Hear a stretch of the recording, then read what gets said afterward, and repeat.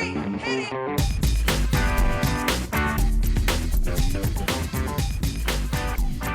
Good morning, good afternoon, good evening, and welcome to today's Caffeine for the Soul. And today I wanted to explore the question of free will.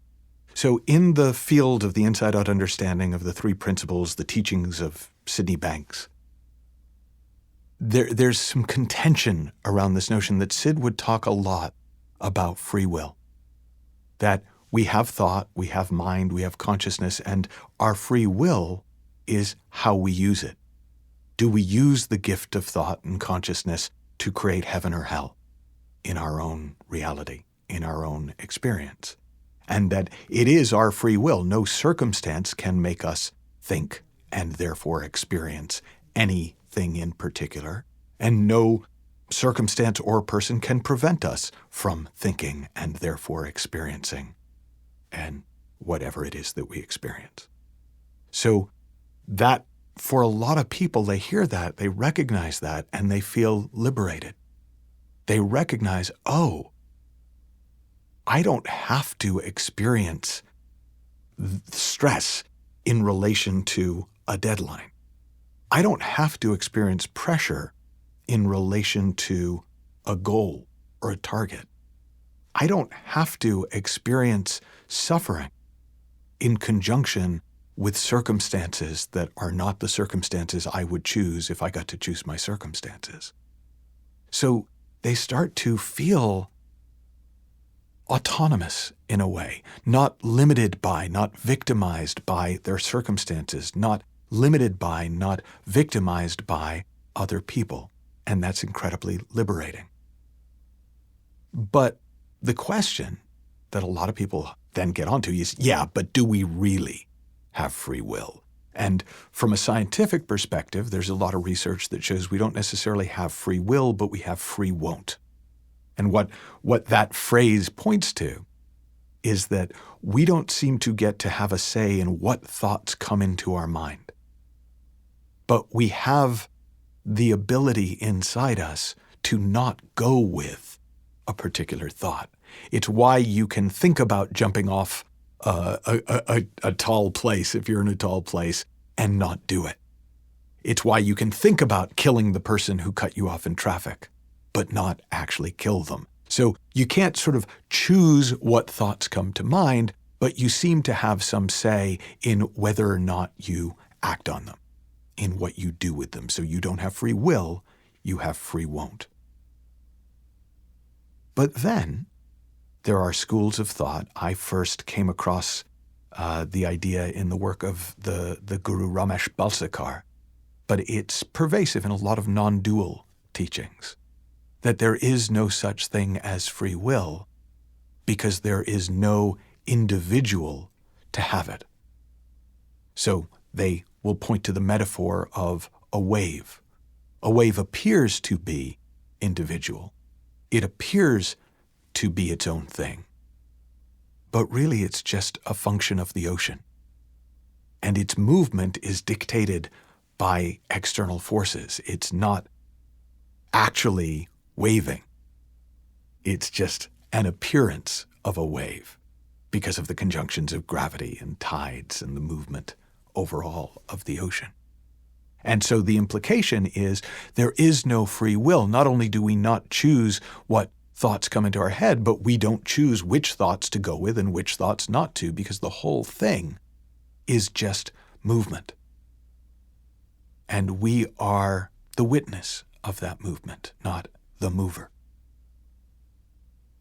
And that makes sense too.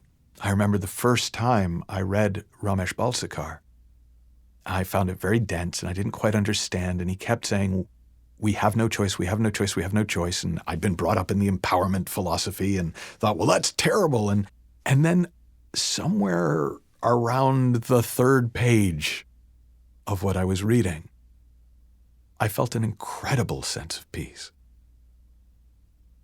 Because I saw, well, hell, if I have no choice, I'm free. There's nothing I have to do. I don't have to try to control myself. I don't have to try to control the universe.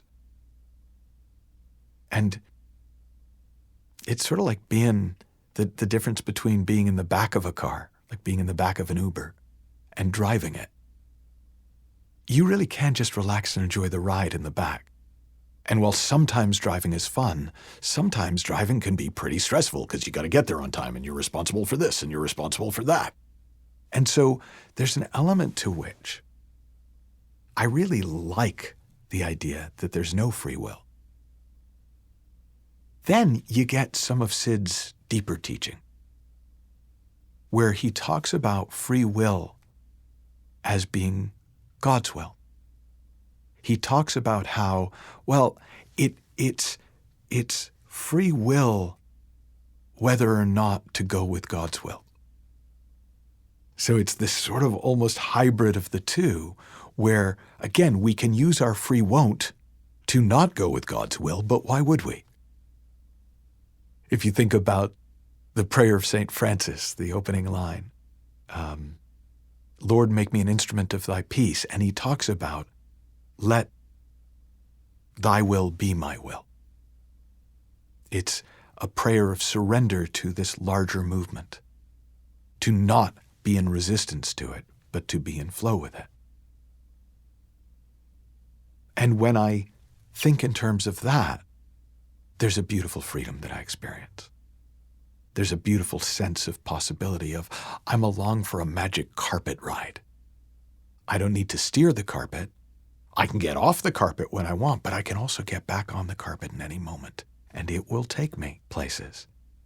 And when we are following that magic carpet, when we are riding that magic carpet, we get to be surprised and delighted as we are taken to places and experiences that we would never have chosen for ourselves, but we also would never have gotten to experience with a richness and a freshness that we do.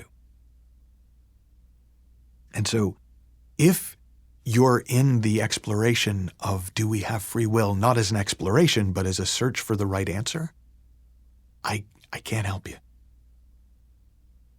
A, B, or C. Take your choice.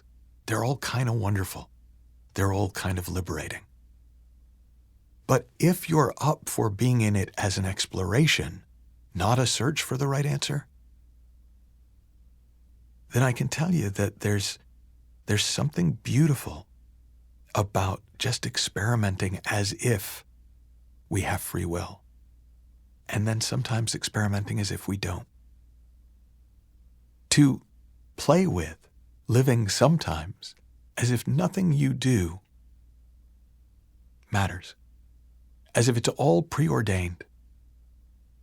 You're just acting out a script that you don't even know about. Every gesture, every tick, every attempt at being independent, every attempt at surrender is all part of a pre-written script.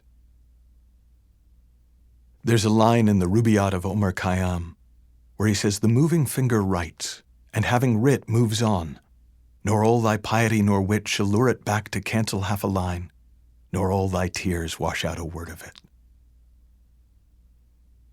And there's a real freedom in that, what I sometimes call the paradox of no choice.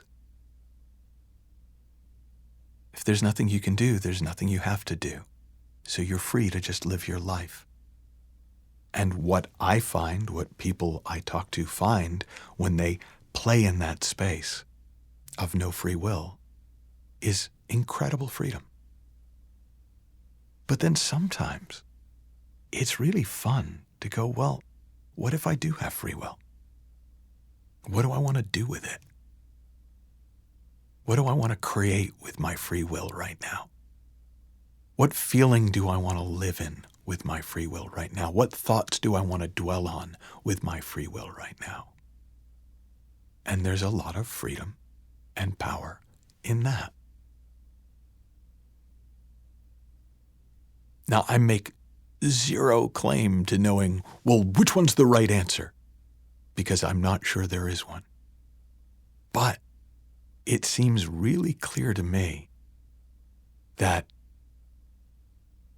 if we don't know whether or not we have free will, then we can use our apparent free will to act as if we don't.